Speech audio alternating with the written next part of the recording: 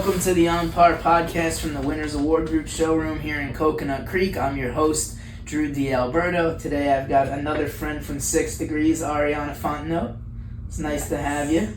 Nice to be here. Thanks for making the ride up. I'm glad you were able to make an appointment with a PT client for at least down the road. So everything worked out today.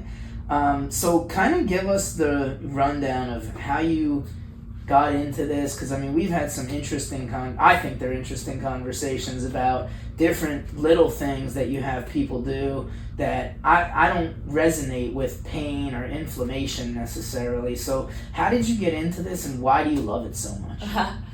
So as a kid I wanted to be an orthopedic surgeon. Then I learned what they do. I had surgery and they just operate and then you're on your own, or you go to PT. So I fell in love with PT and decided I wanted to do that. In PT, I never did a single one of my home exercises. They were just like so unrealistic. They were like, lay down on your side, do this. And I'm like, it just seems like way too many things to do. So when I became a PT, I realized I could fix people 100 times in a clinic, but if they go home and keep doing what they're doing, they'll never get better. Mm-hmm. So that's why I started my company. I'm glad you brought that up, because that's exactly, if Sean, my co-host, was here, he's our golf pro on the show, if he was here, he would say, oh, well, that's exactly like golf. I can teach them all of the right skills and all of the right mechanics, but if they don't go home and practice what I taught them, they're not going to improve. So same exact thing with recovering from a surgery or an injury, or same exact concept. Yeah, and a lot of people overcomplicate pain and they think it's like all inside them, or they think it's the arthritis. Everyone's heard that word arthritis and it's scary, but we all have it. It's a normal part of aging. And I mean, I'm interested. I want to play golf till I'm 100, and I'm playing one-on-one pickleball on the weekends now just to kind of sweat off some lbs, and I've been eating super healthy, and I know nutrition is a huge part of inflammation. So let's talk, because I'm interested in it. I spent 75 days carnivore, switched to carnivore keto. I dropped 15 pounds. I had to buy a new belt because my belt didn't fit anymore. So I'm a huge proponent, and I'm playing better golf, and I feel much more energy. All of the things they tell you a PT or a fitness instructor or anybody in nutrition will tell you, but a big part of the nutrition is lowered inflammation when you're eating the right foods. Yeah. So give me some more insight into that, because you and I have touched on this before. But give us a little more. How big is nutrition, and how much do you preach that to your clients? So that's a little out of my scope, the nutrition part. Mm-hmm. I mean, obviously you need to be eating right and all that. My biggest thing that I'm focused on is the hydration aspect. Okay. A lot of clients, I'll get to their house at 9:30 a.m. and all they've drank is coffee. They haven't even had a sip of water. You know how bad that is for your body? I don't, but I'm sure you're going to tell us. So it's not good, obviously. The whole world lives pretty much underhydrated. The stats are pretty crazy. It's 75% of people or something. And some people only drink water all day. If you're playing a sport, maybe you need to add in some electrolytes somewhere. Some salt's got to be in there to help you retain it. Yeah, and it all starts with hydration. But even before hydration, it starts with sleep. So sleep's essential. You got to know, that's one of the first things I go into. How are you sleeping? Are you sleeping on your side? Mm-hmm. Are you sleeping on your back? Are you sleeping on your stomach? How do you sleep? And you asked me that when we were at 6 Degrees talking about this. I sleep on my back or my side.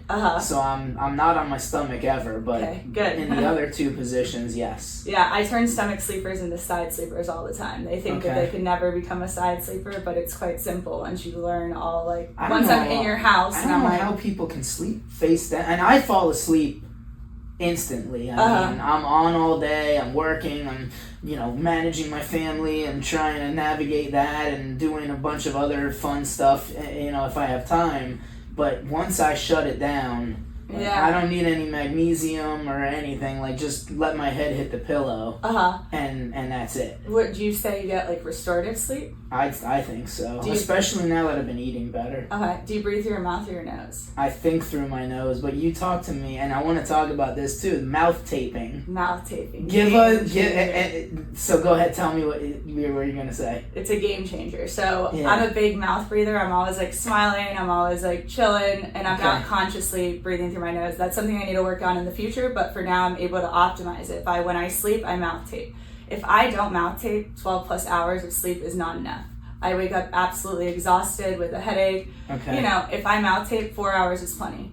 It's just like, okay. So the difference between mouth breathing and nose breathing is if you lay on your back and try and mouth breathe, you'll realize nothing really transfers. Okay. But your mouth was made to eat, your nose was made to breathe. So when you're mouth breathing, you're swallowing air, you're not getting a good carbon dioxide oxygen exchange.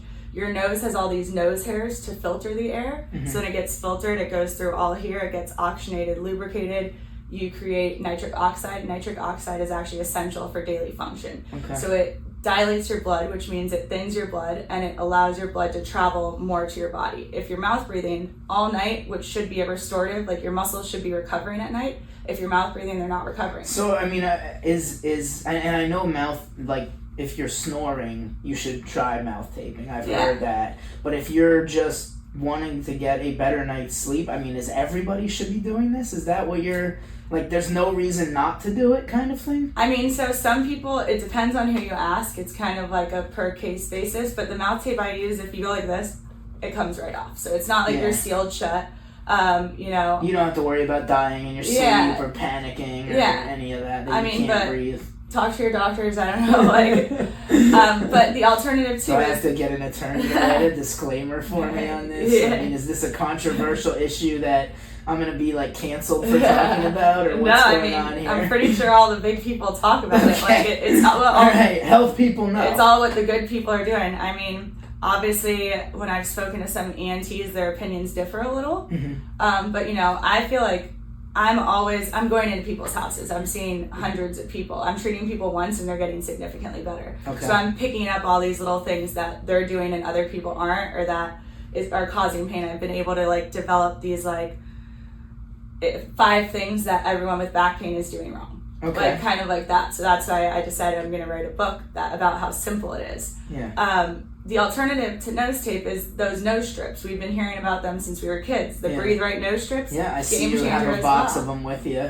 I have a client on oxygen 24/7, and 3 liters, which is a lot. And he rests pretty low on his oxygen, like about 93%, which is, you guys don't know, but that's not really the best.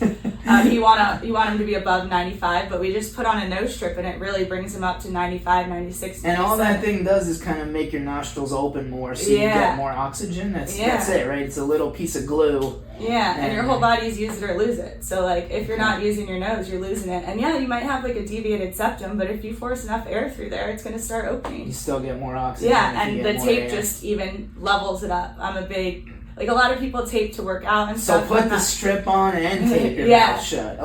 So that's, like, my thing. But also, you got to make sure you're sleeping properly. If you're sleeping on your side without a pillow between your knees, I could never fix you. Like, you're maintaining a certain position for 4+ hours a night. I think we have to charge for this episode. There's some serious... You know, another thing you mentioned, and you got to tell me the psychology or why this lowers pain. You mentioned, you know, if you brush your teeth with your right hand, you should brush with your left hand. So what is that all about, Ariana? You know, peel back the onion for me, because you told it to me and I listened and I was like, man, I should have asked why. We neglect a whole side of our body, so it's more non-dominant hand. So I mean, if you're a lefty, you're living in a righty world, so you're a little more ambidextrous. But a lot of us don't really use our left hand. People are always reaching with the right hand. So I was on the top team in the state. I went to St. Thomas Aquinas. Let's go St. Thomas. So I won 4 state titles. You got paid to go there for swimming or volleyball or basketball, or what'd you play? I played soccer. I was going to get to soccer eventually. Go on. So... I was a really good left-footed soccer player, or a decent left-footed soccer player, but I would train it every single day. Like, me and my partner to warm up, we'd use our left foot, and I could just never get past that barrier. And, like, when you're on these top teams, you gotta be great. You can't just be good. So I was like, I read something, and it's like, brush your teeth left-handed. So I started brushing my teeth left-handed, and I unlocked a whole nother level of my left foot. Because you can't just train your left foot, you need to train that whole part of your body. And that also just, like, it increases, like, it creates new, like, links in your brain. But the way that transitions into physical therapy is that cross-body reaching is really dangerous, right? So if there was something on the floor right here, or I needed to tap you on that shoulder, if I do this, this is torque, twist, compress. That's how you slip a disc if you're going to pick something up from the floor. Like, look at this. This is way worse than if I just did this. Or I just did this. or I just reached over there rather than reaching over here. Okay. So it's all those little things. Yeah. And then a lot of my clients even level that up and they'll stand on one leg while they do it. There you go. So it's just optimizing everything you're already doing every day, make it better. 1% better. And you know in golf, 1% wins you the friggin' championship. That's 100. Well, in the tour level, in our level, it might just win us like a lunch or a $1 for winning the hole. Or maybe one of these like cool that. Trophies. Well, we do have a lot of cool trophies and awards and gifts for sure, but the that's really something interesting, and I'm gonna try it, and we'll give an update to the listeners in another month or two, and I'm gonna brush my teeth with my left hand for like a couple months. Yeah. And see what the change is, but I mean, obviously, pillow between your legs. Now I'm gonna have tape and strips and and all this other stuff, and I mean, I want to be better at everything I'm doing. I want to I want to be able to run around with my son's basketball team like I did this summer, and try and face 15 and 16-year-olds that are much bigger than me and still beat them. Yeah. So any edge I can get, whether it's sleeping or nutrition or stretching, I mean, I got to imagine you're a big proponent of stretching. So I'm a big proponent of lengthening. Lengthening, okay. And the difference would be for a non-scientist like us? Yeah, stretching's pretty static. If you, like, stretching would just be like going like this, right? Okay. I prefer more like movement with it. So it'd be like standing and swaying, like testing your boundaries, more like lightly pulling, because if you just pulled a muscle as hard as you could, like, it's not going to get longer. But what if you like lightly let it go through a range that you need that's functional? But also with stretching, like, you got to pick your battles. How much exercise or warm up is the person going to do? Mm-hmm. If you're only going to do 2 things, I prefer you not do, like, for me, in my opinion, stretching is not the most important thing for you to do. Okay. Right? You're just going to lengthen or like stretch all these muscles, but like, how do you stabilize them? Okay. What kind of warm up do you do before golf or before playing with your kids? I tell you, it's limited, and I know that's bad.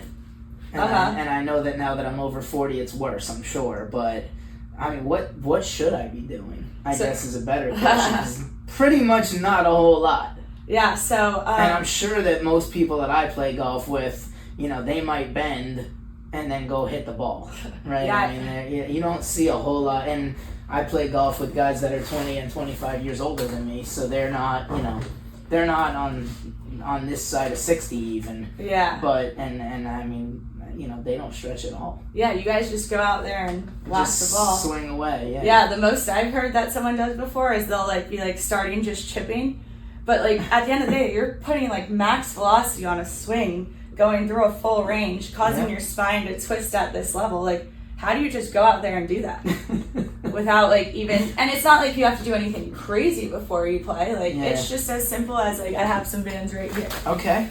So it's as simple. All right, let's and go. depending is just grab this band, palms up. Okay. And just pull different angles. That's it. Just pull at different angles. Have fun with it. All right. This stays in your golf bag. Okay. And then you kind of feel your core activating. Okay. And you get that shoulder stability.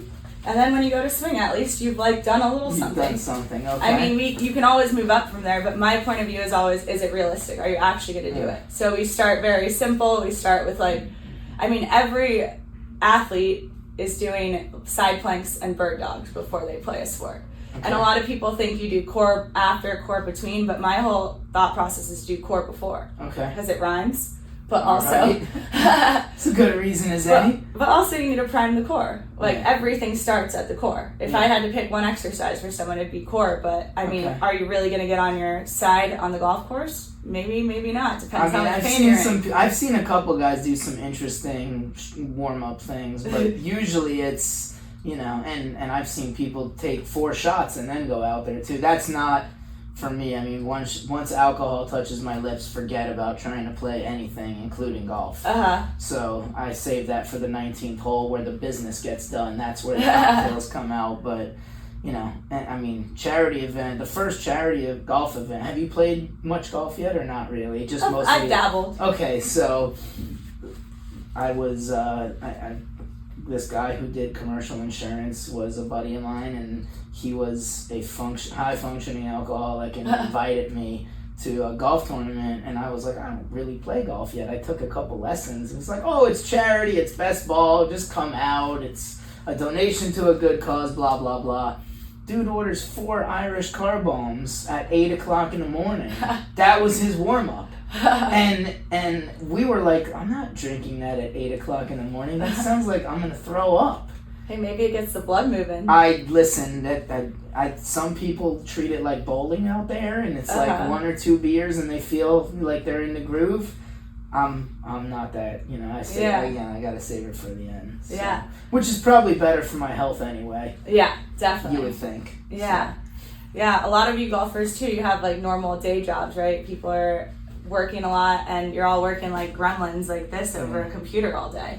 So whenever you go out to golf, like if you have that much less, so if here your body's like one change. So if you're up down here all day on a laptop with no laptop stand, like when you go to golf, like you're already playing at that much of a disadvantage. So how do you counteract that? Because I mean, most of the people that we play with play golf for business. Yeah. So, but we'd all like to get better. So how do you counter being sedentary a lot of times? And I saw you had some interesting stuff that you brought. So why don't you talk about, a couple of things that we can do as, let's say, active players, active pickleball, basketball, whatever we're playing. Yeah. And golf, of course, but what do you got? As simple as if you're on a laptop and you don't have a laptop stand, I really can't help you. Like it's just silly to be on a laptop. So here's a laptop stand. You see how small this is? Sure. This weighs 1/3 of a pound. Feel it? It's pretty darn light. Not very expensive when you ship it, I'm sure. I mean, this is the most expensive one on the market. Okay. It's $90, but I mean, it's worth it. It's not going to break. It's what every tech person's using. If you're spending more than 30 minutes at a computer a day, you need one of these. Okay. So it just brings your laptop from, I don't know if you want to throw yours on here. Yeah, sure. We can put it on. So wait, before you put it on, act like you're working on your laptop real quick. Okay. So you're there. Here we And go. now, let me adjust this to probably like To a here. short person. And now you put this through here. Okay. And now you're up here. And now I'm looking up instead of hunched. Yeah. Okay. And so then, like, stretching would kind of be pointless if you were trying to do it after being like this all day. You have to fix the roots. Like, you're spending all this time here, 30 seconds of stretching isn't going to do anything. Okay. All And right. it's tight because you're already starting at that disadvantage over here. Okay. So you got to be stretching on top of stretching on top of Yeah. stretching And all then day. for all the bar goers, people who like to work in other places, we have this one. So this is the cheapest one. This one's about $10. It's a little heavier, Okay. not It's as still nice. Not, It's still not bad. that heavy. Okay. but it's just puts your computer on a little ridge. So instead of blocking the people in front of you, if you don't want to be super crazy, slide it right on top of it. yeah, you're just here. So it's not like over the top or anything. We'll but have to it's find still out if angling. one of our manufacturers make these, and we could put your logo on them, and then you could That'd be then you don't awesome. need a sponsor. Yeah. So we'll have to look up some laptop stands Yeah. for you on that. Yeah, so it's really figuring out all the things you're doing all day and how to do them better. Okay. And movement is medicine. So if you got a movable chair, Yeah. every 20 minutes be moving it. Like you ask people, when's the last time you moved your desktop height? When's the last time you moved your desktop? It's never. Yeah, so if you had like a rebar or like a tree, let's say, and you just hack the same spot every day, eventually the tree would fall. Yeah. But if you hack this spot and then 30 minutes later when you're feeling like a little something, you just move the computer up, then you start hacking this spot, and then you're hitting here whenever you cut. It's like 1 degree differences, and then the tree has time to repair, so it doesn't fall. All right. And show me those cool glasses that you had me put on before we started this So thing. these are my new shades. Yeah, those are How do they look? those are highly stylish. So basically what these are you see straight down. So I can see right to here, and that way you see my neck's still up, so when I'm looking down, it's all good. And there you have it. And you So, can lay on, and you check can watch these things TV in out. bed. We're gonna have to figure out a way to get you these in bulk too. Yeah. This is cool. Yeah, So, so and you can read with them. A lot of people, they're always reading down here. If you're ever reading something, if you're using your phone, like, you need to be bringing it to you. If you're reading papers, they need to be up here, not here. And like for your phone, show me how you hold your phone.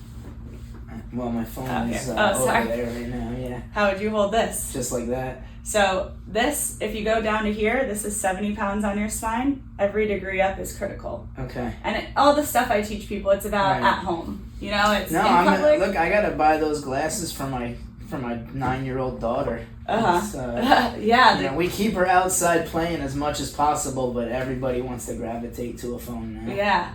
Yeah, so all these things add up. Like, these are where you're spending most of your time. All the things you see on Instagram are all these like crazy exercises. But like, if you do the exercise for 2 minutes, but 3 hours of your day you're doing horrible, or even you're sleeping poorly. Yeah, like it's not gonna you're help trying to counteract something that you've been doing your whole day. Yeah, so I mean, it's cool that you take an approach where you know that, whatever you're doing in the 30 or minutes or an hour and a half that they're with you, if they're counteracting it the other 23 hours of the day, so what am I accomplishing at that point, right? Yeah. That's pretty cool. You could go get 100 massages, which massages are great. They're relaxing if that's the point of them. You could go to 100 specialists, whatever. If you keep doing what you're doing, you're going to keep needing to go back. If you keep doing the same thing and expecting a different result, you're probably not going to get it either. So. Yeah. Okay. Yeah, so it's really all the little things. That's why my company's Slight Motion PT. Yeah. A little goes a long way. So that's a cool slogan. I like that because it fits perfectly. And then how the heck did you find yourself in a golf networking group? By, doing what you do and kind of, I know we run in the same circles a little bit and we kind of met in a couple different places, but how did you take, your practice to, man, I really need to be in a golf networking group so that I can, get more clients and grow my business and help other people, and what was the trajectory to wind you up in golf? I mean, I'm a multi-sport athlete, so I kind of grew up playing everything. I played a little golf, and I ended up fixing a bunch of people who play golf. Okay. So they got way better after years of pain, years of waking up. I have a client that I met, and he said every day for 5 years he wakes up in pain. Mm-hmm. So after I worked with him for the first time, he texted me like almost every day for like a month after, like day 5, no pain, but scared it's gonna come back. Day 27, it wasn't like every day, but it'd be random, and it was so fun because cool. And then he's like, wow, like, is it really just not coming back? And I'm like, well, you're really doing all the things we discussed. Do what you're supposed to do. And people don't believe it until you're in their own space and you're telling them, and you're like, when I go into someone's house, I'm like, show me everything you do in a day. Mm-hmm. Like, let's walk around the house, let's see everything you're doing. And it's as simple as I was just at my college roommate's house, and she was having hip pain, and I was like, all right, like, let me look around, whatever. So I used her restroom, and I walk out, and I'm like, dude, this is why you have hip pain, because her toilet paper was back here. So every time she has to go to the toilet paper, she has to impinge her own hip. So that might not have bothered her prior, but if you get one small injury to the hip, or maybe like you start working out, then that's going to be the thing that keeps that injury there. You keep re-injuring it over. Because every time you're doing this. And that's also like not the safest, but now I've been looking at everyone's bathrooms differently. And it's really like, I've found so many of these little things that they're what's causing the problem. Like, you're the problem. How did you learn to find all these little things? So I've had PT from, a car accident a couple times in different sports injuries. I never had a physical therapist tell me any of this stuff. So how did you learn to look? Because that's not really part of the physical therapist practice normally. So how did you learn to look for all these little things? So it starts with my mom's an infectious disease doctor. So she's brilliant. So she thinks of everything. Like, she is like, I don't know, it's unbelievable. She's like my idol. She's amazing. Okay. And so I grew up in a medical family. So all of our talks were medicine, and my mom had to think of everything this person could have done and what 1 in a million disease it was. And that's how she saves lives, and she's running against the clock. So she always, growing up, like, I like to watch my iPad in bed or whatever, let's say. So she bought me a gooseneck iPad stand. She was always looking for that gadget that would make things simpler, because she's always thinking like that. And then in the clinic, I would fix people, and they'd be so much better for 2 days, but they would revert back. And I'm like, if you're reverting back, like, if you're able to get better, if you have good days, that's my first question. Do you ever have good days? If you have good days, you're creating your bad days. We just have to figure out why. And so I started seeing, like, the people that would buy the gooseneck iPad stand to play their games or watch their movies, they would get better and they would stop coming. And the people who didn't would continue coming. And some people with shoulder pain, like one time this lady, she would get so much better, but then it would revert, and the MRI showed nothing. So one day I was driving home and I saw her walking. She loved to walk, but this is how she would walk with her arms tied behind her back. So all the time when she's walking, she's self-impinging her shoulder. Straining. And as soon as she stopped doing that, she stopped needing PT. So you take a different route. You want them to stop needing you. Yeah, I put myself out of business. I was gonna say that you got to work yourself out of a job. That's pretty interesting. Yeah. Okay. Well, I mean, I guess then the way you keep that job, your company going, is they tell you, they tell their friends how great you did. Yeah. And how, look, she worked so hard that I don't need her anymore. Yeah. But you should go, because then you won't hurt either. Yeah, and I want to change the world one person at a time. I love it. So it just works out great. And like the people that I end up having to do 3 sessions for, if it's not like post-op or like an elderly person or fall, then on the 3rd session I'm there and I'm like, dude, you haven't bought anything I told you needed. Like at this point you're wasting my time too. You and Sean would get along great, because he told me a couple times ago I took a lesson with him, and he goes, you really need to buy this grip trainer. He's like, go to Temu if you don't want to spend a lot of money. That Chinese app. Yeah. And you can order stuff right from China. So I ordered these 2 grip trainers, because they come in a 2-pack, and I actually took it to the golf course the next time I saw him and said, look, I listened to you, keep teaching me. Yes. Yeah. So that's cool though. Like you gotta give them a little homework and see if they do it. Yeah. Because then how do you know if they're serious about wanting to, yeah, at least try to get better? Yeah, you can't save someone who doesn't want to be saved, and that's like a hard pill to swallow, but I mean, I'm like so busy that I'm like, all right, like, I'm giving you my all. When I'm in a session, it's everything, and I send a list of the things they need. I have links, discount codes, and it's really not expensive. I give people all the options. Like everything I tell you is going to be under what you'd pay for one massage. Okay. Very cool. Well, Ariana, this has been great. I'm so glad you made it up to come on to the show. Hopefully we'll get out on the golf course soon. Yeah. I think we're probably well overdue for playing that day. And we'll get a warm-up in before. I was going to say, and it's charity golf tournament season, so instead of taking shots, we can do whatever you teach us, and we'll definitely be having a better time, I'm sure. Yeah. So, but no, I appreciate all the insight. We'll make sure that we share this with our audience so they can kind of learn how they can get a little bit better health-wise, and obviously we'll send you whoever we can, because we know how much you care. Yeah. So perfect. Thanks again for coming up. For sure. And we'll catch you guys next week on the On Par Podcast.